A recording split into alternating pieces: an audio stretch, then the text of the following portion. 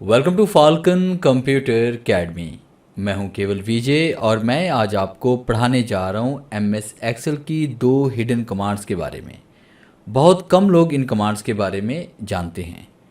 Lecture start करने से पहले हम हमेशा की तरह यही कहूँगा कि अगर आज की इस वीडियो से कुछ आप सीख पाएँ, कुछ आप न्यू लर्न कर पाएँ तो इस वीडियो को लाइक ज़रूर कर दीजिएगा। तो स्टार्ट करते हैं आज का लेक्चर। सबसे पहले जो कमांड हम पढ़ने जा रहे हैं वो है कॉलम चेंज करने के बारे में।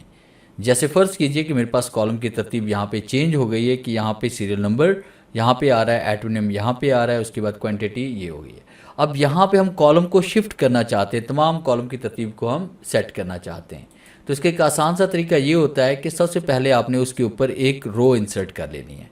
रो इंसर्ट करने के बाद आपने फ़र्ज़ कीजिए कि इस कॉलम को अगर आप लेके आ रहे हैं 1 पे, तो यानी शुरू में लेके आना चाहते हैं तो ये 1 पे आ जाएगा कॉलम, और इसको अपने आइटम नेम को 2 पे लेके आना तो यहाँ पे 2 लिखते हैं। फिर उसके बाद आपने यहाँ पे क्वांटिटी को 3 पे लेके आना तो यहाँ पे 3 लिख दें। यूनिट प्राइस 4 पे लेके आना चाहते हैं, उसके बाद टोटल हम यहाँ पे 5 पे लेके आना चाहते हैं। अब पूरे का पूरा कॉलम यहाँ पे हम इधर से उधर करना चाहते हैं। तो इसके लिए क्या करेंगे, तमाम डाटा को आपने सेलेक्ट करना है जिनकी तरतीब को आप सेट करना चाहते हैं, और पूरे कॉलम को आप एक जगह से दूसरी जगह शिफ्ट करना चाहते हैं।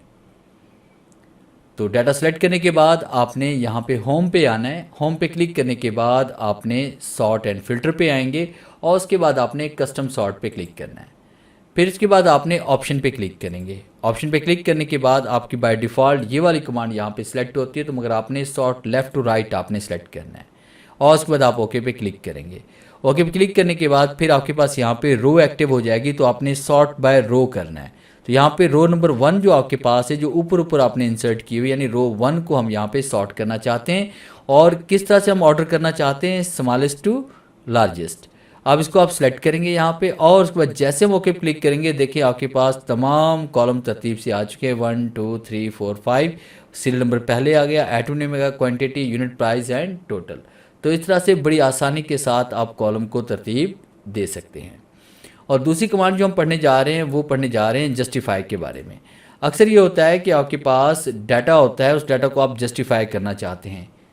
यानी कि आपने फिल में ये कमांड देखी होगी जस्टिफाई की, जिसको इस्तेमाल आज तक आपने शायद ही किया हो। तो इसको किस तरह से यूज़ करना है, देखिए फ़र्ज़ कीजिए हमने कहीं से भी कोई भी डाटा यहाँ से कॉपी किया।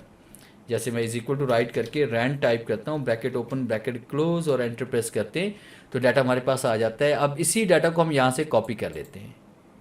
कॉपी करने के बाद मैं इस डाटा को एज इट एज़ यहाँ पे पेस्ट कर लेता हूँ। जैसे मैंने इसको पेस्ट किया तो आप देखें ये एक ही लाइन में, एक ही सेल में ये डाटा आपके पास यहाँ पे पेस्ट हो चुका है।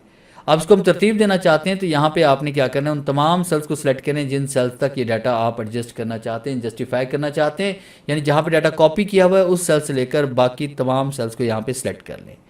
यहाँ तक सिलेक्ट करने के बाद फिर आपने कहाँ पे इसमें आना है, फिल पे आएंगे, और उसके बाद यानी होम टैब पे क्लिक करके फिल पे आना है, और उसके बाद आपने जस्टिफाई पे क्लिक करना है। तो आप देखें डाटा की तरतीब ऑटोमेटिकली वहाँ पे एडजस्ट हो चुकी है। तो ये था मेरा आज का लेक्चर, जिसमें मैंने आपको पढ़ाया कि कॉलम को आप तरतीब किस तरह से दे सकते हैं और डाटा को आपने जस्टिफाई किस तरह से करना है। उम्मीद है आज के इस लेक्चर में ज़रूर कुछ नया सीखने को मिला होगा। वीडियो से अगर आपने कुछ सीखा है तो इस वीडियो को लाइक कीजिए और शेयर कीजिए अपने दोस्तों के साथ। मिलते हैं हम नेक्स्ट लेक्चर में, तब तक के लिए गुड बाय।